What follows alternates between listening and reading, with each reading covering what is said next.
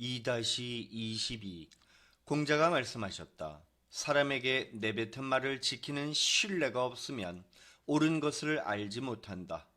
큰 수레에 끌채끝 쇠기가 없고 작은 수레에 끌채끝 쇠기가 없으면 어떻게 수레가 앞으로 나갈 수 있겠는가? 신뢰는 수레의 끌채끝 쇠기와 같고 사람은 수레와도 같으니 수레에 끌채끝 쇠기가 없으면 수레가 앞으로 갈 수 없듯이 사람도 신뢰가 없으면 사회에 나아가 정치에 참여할 수 없다. 수레와 말을 연결하는 도구가 바로 끌채 끝 쇠기입니다. 다만 큰 수레의 끌채 끝 쇠기는 말 여러 마리를 연결하기 때문에 이처럼 큰 틀로 연결되어 있습니다. 즉 공자는 끌채 끝 쇠기 없이 수레가 앞으로 나아갈 수 없는 것처럼 지도자가 신뢰 없이는 어떤 일도 해낼 수 없다고 빗대어 설명하고 있습니다. 이제 이와 관련된 사례를 들어보겠습니다. 매니페스토는 선거 당시 후보가 유권자인 국민들에게 내세운 공약에 대한 실천 계획을 수립하고 이행 실태를 공개하는 운동으로 더 이상 단순히 표를 얻기 위한 거짓말을 하지 않겠다는 선언입니다. 현재 대한민국은 2010년 공직선거법 개정을 통해서 매니페스토 관련 법과 규정이 법제화되었지만 아직 보완 및 개선되어야 할 부분이 많이 남아 있습니다. 심지어 지난 20대 국회의원들의 공약 이행률은 19대보다도 4.44%가 모자란 것으로 알려져 도덕적 해이가 더 심화된 것 아니냐는 우려 섞인 목소리도 커지고 있습니다. 물론 정치인들이 국민들의 신뢰를 받지 못하는 것이 비단 우리나라만의 문제는 아니지만 그렇다고 해서 더 이상 방관해서는 안 될 것입니다. 2-23 자장이 물으셨다. 10세대 300년 후의 미래를 알 수 있습니까? 공자가 말씀하셨다. 한 나라의 지도자가 조화로움을 위해 절제하고 통제하는 예를 숭상하면 나라가 흥성하고 그렇지 못하면 결국 몰락하게 된다. 한나라와 상나라의 지도자들은 예를 숭상했기 때문에 부흥할 수 있었지만 각각 걸임금과 주임금에 이르러 절제하지 못하고 사치와 향락에 젖은 생활 때문에 몰락했다. 주나라 역시 문왕과 무왕 그리고 주공이 성왕을 보필하여 예를 숭상했기 때문에 부흥할 수 있었지만 여왕과 선왕 그리고 유왕에 이르러서는 무도한 정치를 폈기 때문에 몰락하게 되었다. 그리고 결국 평왕에 이르러 수도를 낙양으로 옮겼지만 천자의 권위가 이미 땅에 떨어져서 회복할 수 없게 된 것이다. 이처럼 예를 숭상하고 따르면 나라가 흥성하고 그렇지 못하면 몰락하게 되니 이러한 이치로 본다면 10세대뿐 아니라 100세대, 3000년 후라도 예측할 수 있다. 건국 초기에는 보통 지도자가 나라를 잘 다스립니다. 바로 이전 왕조가 어떻게 멸망했는지를 직접 목도했기 때문이죠. 따라서 늘 검소하고 겸손한 자세로 나라를 이끌었던 겁니다. 하지만 세월이 흐르면서 건국 이념은 희미해지고 서서히 사치와 향락에 젖은 지도자들이 등장합니다. 그리고 마지막 임금에 이르러 결국 도탄에 빠진 백성들이 들고 일어나는 거지요. 순임금을 이은 우임금은 하나라를 세우면서 나라를 태평성대로 이끌었습니다. 탕임금은 하나라를 멸하고 상나라를 세우면서 나라를 태평성대로 이끌었습니다. 무왕은 상나라를 멸하고 주나라를 세우면서 나라를 태평성대로 이끌었습니다. 하지만 걸임금과 주임금은 각각 하나라 우임금과 상나라 탕임금의 건국 이념을 망각하고 사치와 향락에 빠지는 등 무도했습니다. 공갑 이후 고임금과 발임금을 거쳐 2계 임금에 이르렀는데 2계는 하나라 마지막 임금인 걸의 이름이다. 걸은 탐욕스럽고도 사나웠으며 힘은 쇠갈고리로 된 밧줄을 펼 수 있을 정도였다. 생략, 옥으로 장식한 궁궐과 누각을 짓고 백성들의 재물을 모두 털어내어 고기로 숲을 만들었다. 술로 만든 연못은 배를 띄울 수 있었고 술을 만들고 남은 술지게미로 쌓은 둑을 오르면 십리 밖을 내다볼 수 있었다. 생략, 나라 백성들의 신망이 크게 무너졌다. 18사략 하왕조.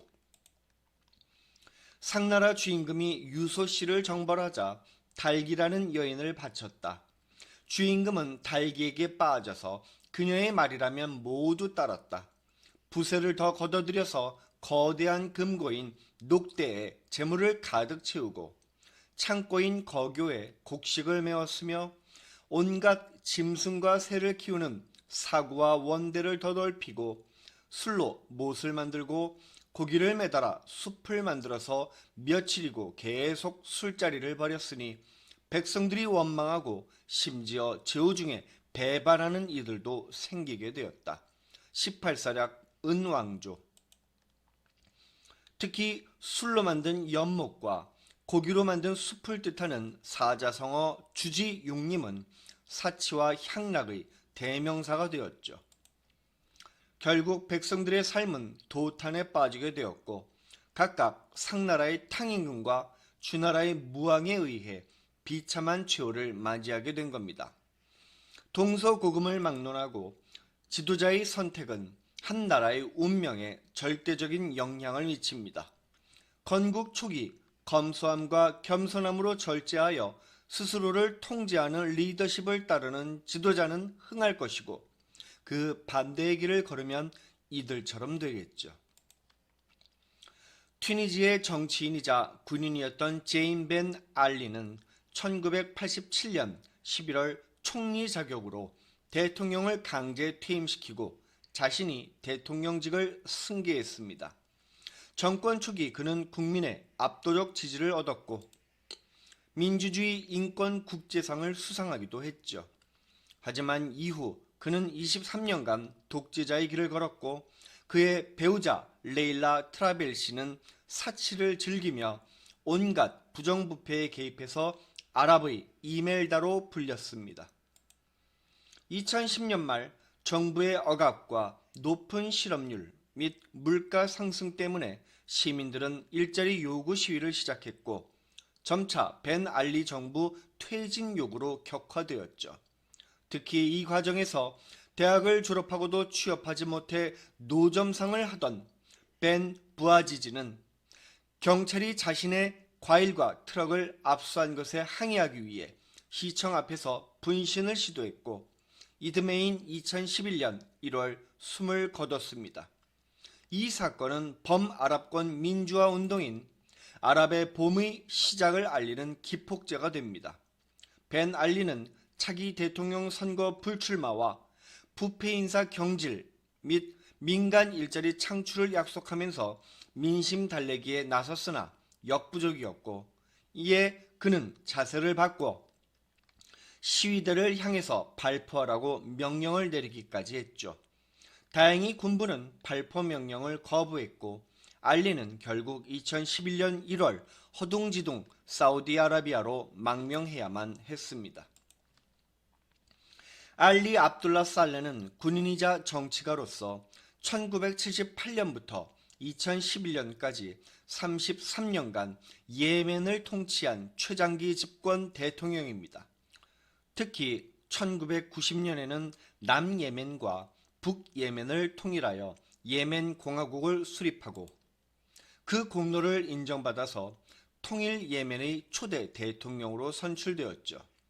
하지만 그동안 쌓인 가난과 내전에 대한 시민들의 불만이 터지고 급기야 아랍의 봄 영향으로 2011년 1월 대규모 반정부 혁명 시위가 발발하는 등 살레 정부는 국민의 대규모 퇴진 요구에 직면합니다. 이에 버티지 못한 살레는 2011년 11월 정권 이양서에 서명하고 미국으로 망명했는데요. 2014년 이슬람 시아파 반군이 예멘의 수도를 공격하자 살레는 공개적으로 반군을 지지하며 권력 탈환을 노렸는데 오히려 반군이 수세에 몰리자 입장을 철회하여 반군과 대립하던 사우디아라비아와 동맹을 맺자고 제안하는 등 스스로 화를 키웠습니다. 그리고 2017년 12월 그는 수도에서 빠져나가다가 반군이 쏜 총에 결국 사망했죠. 무아마르 카다피는 리비아의 군인이자 정치가였습니다. 1969년 9월 육군 대위의 신분으로 동료들과 쿠데타를 일으키고 왕정을 무너뜨리고 권력을 장악해서 국가 원수 자리에 올랐죠. 그 역시 집권 초기에는 빈민국에서 벗어나기 위한 경제개발 정책을 추진하며 긍정적인 평가를 받았지만 42년간의 장기 집권과 철권 통치 이념에 반대하는 반정부 시위가 진행되자 시민군에 대한 유혈 보복을 선언하며 내전을 지속했습니다. 2011년 8월 시민군이 나토와 세계 각국의 지원 속에서 수도인 트리폴리를 함락시키자 종적을 감췄다가 같은 해 10월 자신의 고향 시르테에서 체포되었고 그 과정에서 한 시민군이 쏜 총에 초라한 삶을 마쳤습니다. 호스니 무바라크는 이집트의 정치인이자 군인으로 1981년부터 2011년까지 이집트의 대통령을 지냈습니다. 집권 초기에는 국내 총생산 증가에 일정 부분 역할을 하는 등 긍정적인 모습을 보이기도 했습니다. 하지만 이후 비상계엄령을 선포하는 등 강경책으로 국민의 자유를 박탈하고 정부의 주요 인사를 자기의 신복으로만 구성해서 반발을 샀죠. 그러던 2011년 1월 튀니지에서 발생한 아랍의 봄 혁명의 영향으로 이집트에서도 무바라크 장기 독재에 대한 국민의 불만이 폭발했습니다. 거리로 쏟아져 나온 시민들이 무바라크 퇴진 운동과 반정부 시위를 계속하자 무바라크 대통령은 처음에는 퇴진을 거부하였으나 반정부 시위가 확대되면서 결국 2월에 대통령직을 사임했습니다. 이 사진은 2010년 리비아에서 개최된 아프리카 정상회담 단체 사진입니다. 맨 앞줄 왼쪽부터 튀니지의 벤알리, 예멘의 살레, 리비아의 카다피, 이집트의 무바라크가 함께 웃으면서 서 있죠. 하지만 이 네 명은 안타깝게도 이제 다시 함께 모여 이 사진을 보면서 당시 추억을 회상할 기회가 없을 듯합니다. 가운데 두 번째와 세 번째 인물인 예멘의 살레와 리비아의 카다피는 이미 이 세상 사람이 아니고 맨 왼쪽 튀니지의 벤알리와 맨 오른쪽 이집트의 무바라크는 유죄 판결로 감옥에 갔기 때문이죠.